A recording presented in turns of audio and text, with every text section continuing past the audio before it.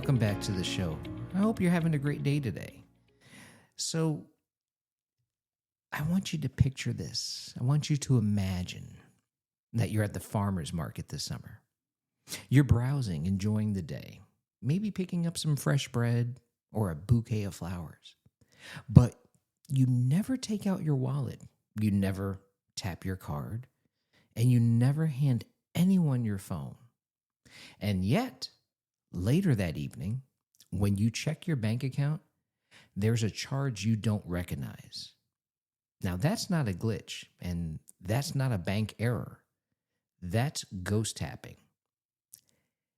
And it's the new digital pickpocket. So today we're talking about ghost tapping, what it is, how scammers are using it, and exactly what you can do to protect yourself, especially as we head into our summer festival and outdoor market season. So let's jump right into it. What exactly is ghost tapping, you might ask? Most of us now have a tap-to-pay card or a mobile wallet on our phones. And I'll be honest with you, for me, it took quite some time before I was willing to stick a credit card onto my mobile wallet on my phone. And when you tap your card at a store terminal, it uses something called an NFC, which is near field communication. Think of it like an invisible radio signal that your card broadcasts. It only works at about 4 centimeters. That's roughly an inch and a half. Short range, it seems safe. But here's the problem. Scammers have built small, inexpensive devices that can intercept that signal without you ever knowing. They don't steal your card. They don't even need to bump into you. In a crowded space, a market, a festival, a subway platform, or even a fair, they can get close enough to your bag, your back pocket, or your purse to skim your card's information and make unauthorized charges. That's why it's called ghost tapping. The theft happens invisibly and silently. It looks completely legitimate on your credit card statement.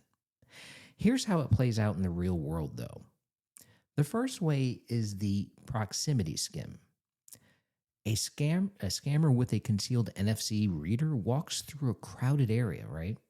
So let's think like a busy Canada Day festival or farmer's market, and gets close enough to capture your card data. You feel nothing, you see nothing.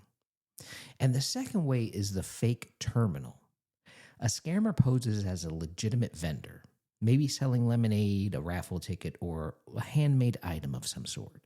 They use a rogue tap terminal. You tap thinking you're paying $3 for lemonade, but they've captured far more than that. And the third one, the one that genuinely blows me away, is the charity or donation scam. You're approached by someone collecting for what looks like a worthy cause, whatever it may be.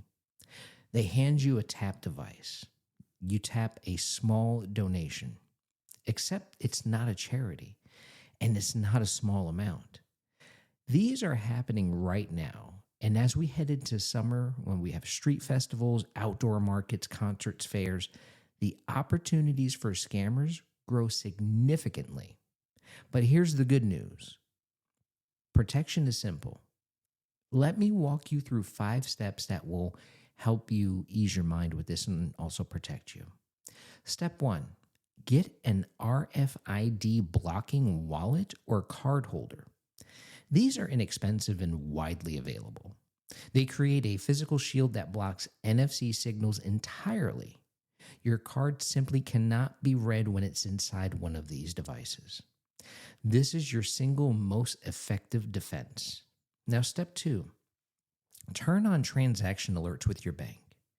Most banks and credit unions let you set up an instant text or an email alert for every transaction on your account, and I've set that up and it works perfectly. So if something unauthorized goes through, you'll know within seconds rather than weeks. Call your bank tomorrow if you have not done this yet. Now, step 3, always confirm the total before you tap. Whether it's a vendor terminal, a store reader, or a charity device, look at the screen, see the amount. Make sure you agree with it before your card gets anywhere near that reader. Step 4, be aware of your surroundings and crowds. Keep your bag in front of you and keep your wallet in your front pocket. At busy outdoor events this summer, a little awareness goes a long way. Now, step 5, and this one's also important as well. Review your statements regularly. Ghost tapping charges they're often small. They're designed to go unnoticed. $5 here, $8 there. Make it a habit to review your transactions at least once a week. Small charges are how they stay hidden, and regular reviews of your account are how you can catch them. Ghost tapping, it is one of those scams that feels almost impossible because nothing visible happens to you. You don't see it. But now you know how it works. And more importantly, you know exactly how to stop it. An RFID blocking wallet, transaction alerts on your account, confirm before you tap, stay aware in crowds, and also lastly, review your statements, whether it's your credit card or your banking statement. 5 steps. That's all it takes to shut the digital pickpocket out. And these show notes, the notes for the show and the full transcript for today's episode are at techforgrownups.com if you want to go ahead and review those for the steps that we've discussed. If someone in your life spends time at markets, festivals, or outdoor events this summer, share this episode with them. Now, this is Tech for Grownups, and subscribe wherever you're listening from, and I'll talk to you in the next one. Have a great day.